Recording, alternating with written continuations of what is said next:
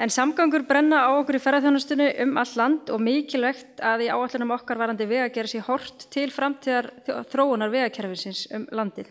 Og hingað til okkar kominn Einar Pálsson, forstöðumaður þjónustudeildar vegagerðarinnar. Gjörðu svo vel.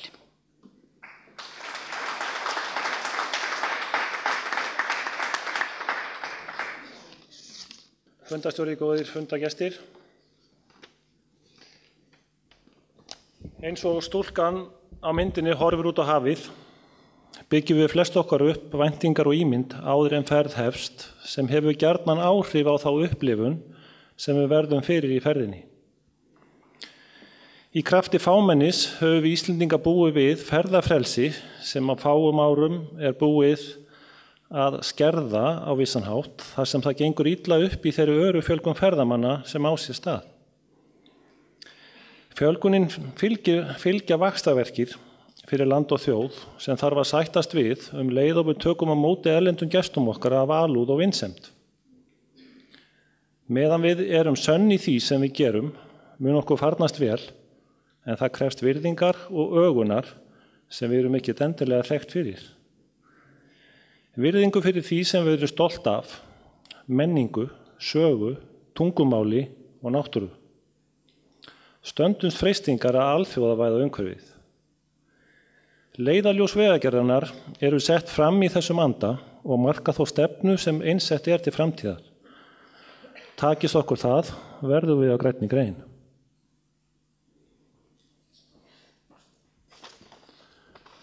Nú í leiðarljósum vegagerðarinnar þá eru öruggar og greiðar samgöngur á sjó og landi. Við erum fyrst og næst að hugsa öryggi og vegfaranda og þá alveg það skiptir ekki máli hvort að það sé hvers konar ferðamaður það er. Allir eru vegfarendur.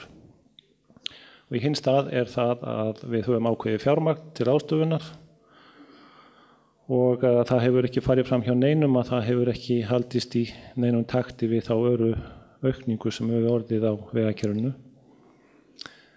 Þannig en áherslurnar eru að takmarka röskun lands, frágangur falli vel á landslagi og umgengni setji fyrirmyndar og síðan ekki síst að vernda ósnortiland, víðerni, verndarsvæði, vistkerfi, landslagsheildir, náttúru og menningarmiðja og svo í þriðja lagi þessi upplifun vegfarandans að stuðla því þegar verið að aka vegakerfið og vegagerðin einnig með ferjurnar og hafnirnar, þannig að eftir að það var samið, þannig að það eru bæði veg- og sjófaranga.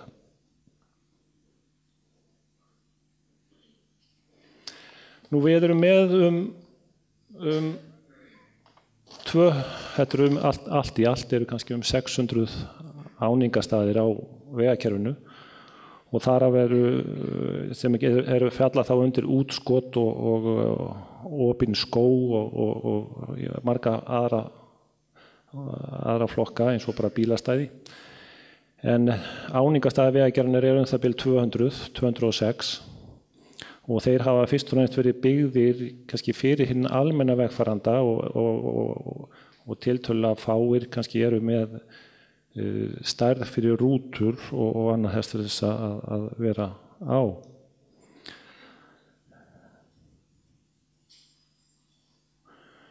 Á þessum mjög mörgum þessara áningastaða búið að setja upp fræðsluskilti, kort, þar sem við minnumst á sögu okkar, náttúru, jarðfræði og svo ferðakort sem að gjarnan höfum við séð að ferðamaðurinn að taka myndir af og jafnvel nýta í sínum ferðum. En þetta byggir fyrst og næst á því að við erum að kynna náttúru hvers fjórðungs eða svæðis fyrir sig. Allt í allt held ég að þetta séu eitthvað kannski 600 fermetrar af flatamáli, þessi skilti.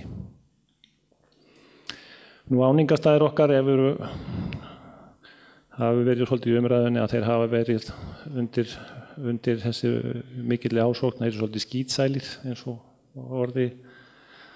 og eitt komst orði hérna á örnamaðurinn. En þetta þetta vandamál, ég veit ekki, þetta umgengnismál sem við þurfum að taka á, við þurfum að taka til hendinni, við þurfum að hreinsa þetta upp, setja meiri kraft í það og það líka að þetta orðið gististaðir. Það eiginlega þeir sem eiga ferðast snemma á mótnana, þeir sjá iðulega á flestum áningastöðum 2 til 4 bíla þar sem verið að gista.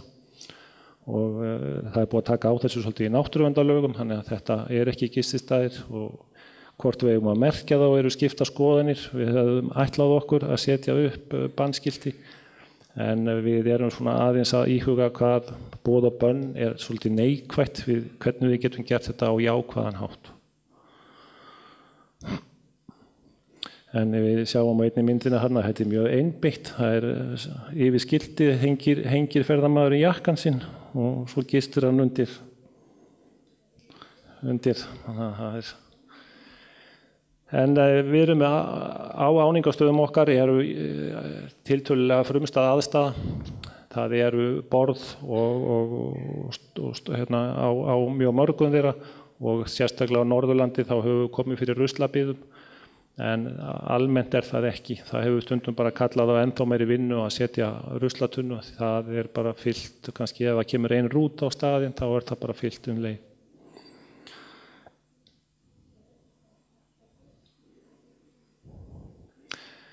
Annar þáttur sem við kemur beint að ferðamanninum og vegfarandanum, það vegvísun. Og hún í stórum dráttum þrenns konar, þessi leiðarmerki sem við sjáum, þessi gulu skilti sem á vegakerfinu og í þéttbýli þau hvít. En þarna alltaf verið að minnast á nærstað og fjarstað, það reglan hjá okkur. Og ekki sérstaklega kannski hort á víðtæka ferðamannastaði. En reglan svo, ef við byrjum einhver stað að setja áfangastað, þá verðum við að halda því áfram allstaðar, alla leið. Þannig að ef við byrjum að merkja Mývatn frá Reykjavík, þá höldum við því áfram á öllum vegvísum þangað til. Þannig að ein ákvörðun getur kallað á fleiri tugskilta að breyta kerfinu. Nú fyrir vísun á stað eða þjónustu, þá þessi bláu skilti. Og svo fyrir vísun á athyglisverðan stað, opinbera byggingar, þá þessi rauðu og hvítu. Samsvarandi erlendis mjög víða brún skilti. En þetta var ákvörðun á sínum tíma að hafa þetta svona. Þetta mér svolítið hugstætt mál að það mikil ásókn í enskar merkingar og hvernig á að fara með það. Og það hefur verið viðtekin sátt það að hafa enskuna í táknum, í fyrirtækjatáknum.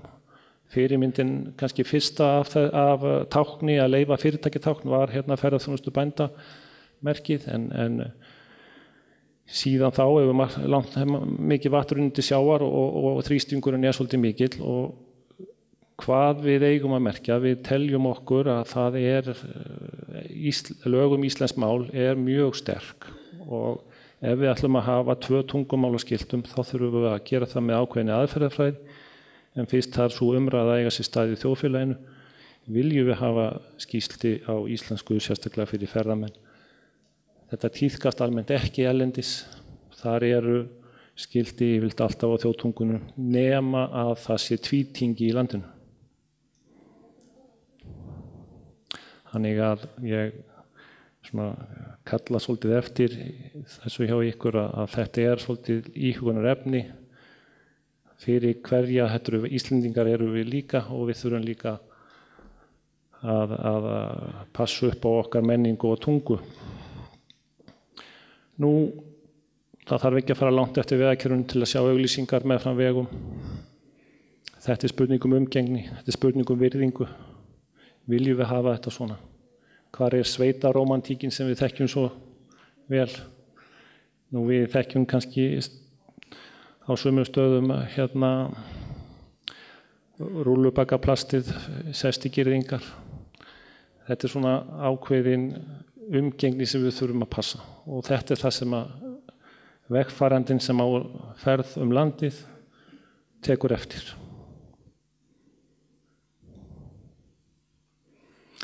Nú svo ég vind með kvæði mínu kloss, það vetrarþjónusta. Það en þann dag í dag þá erum við uppbygging á vetrarþjónustunni og þeim leiðum sem við erum með samkvæmt mjólkurbílnum. Það uppbyggingin, það þessi atvinna í sveitum að sækja mjólkina og sem svona grunnskipulagið og miðast einnig við að börn komist í skóla og slíkt. Þannig að atvinnuþátttaka þar. Það svolítið nýtt í að þurfa að fara að moka að ferðamannastöðum. Þessi umferð, hún hagar sér allt öðruvísi. En það sem kannski hefur helst verið bætt í að það bara vegna umferðar á gullna hringnum. En þá hún ekki lengi fram á kvöldin en verið kannski svona frá 8 til 8. En á öðrum stöðum þá ekki aukning að ræða og fjármagn ekki meira sem við fáum í þetta. En það þarf eitthvað til að tryggja öryggi vegfarenda og hvað höfum við gert. Við höfum tekið upp þá stefnu síðustu ára að setja upp lokanir og hlið og þau eru merkingar þá á ensku líka á svona bráðabirgðaskiltum og ekki síðasta vetur, liðin vetur heldur þar áður, þá lokuðum við 25 sinnum í Hellisheiði út af að veturinn var mjög erfiður. En í staðinn þá ekki bílar fastir og það að opna mjög fljótt aftur. Og þetta svo stefna sem við keyrum eftir í dag og munum örugglega fjölga þessum skiltum og taka þá frekar fylgdarakstur þar sem hægt Nú annar vettvangur sem við höfum verið að vinna með ferðaþjónustuaðilum, það eru opnanir hálendisvega og þar hefur við reynt að flýta opnun þegar að vora seint í samvinnu og þá kannski undir ákveðnum undanþágum og leyfum fyrir ferðaþjónustuaðila. Þannig að almenn umferð ekki leyfð. Þannig að kannski einnig vil ég minna á upplýsingar þjónustu vegagerðarinnar. Það 1777 upplýsingar veður og færð fyrir alla. Þetta á sumrin frá 8 til 16 en veturna frá 6:30 til 22 og það alltaf öryggi sem í vegagerðinni allan sólarhringinn allt árið kring sem hægt að hringja í og sem svona neyðartilvik á vegakerfinu ef menn koma að einhverju.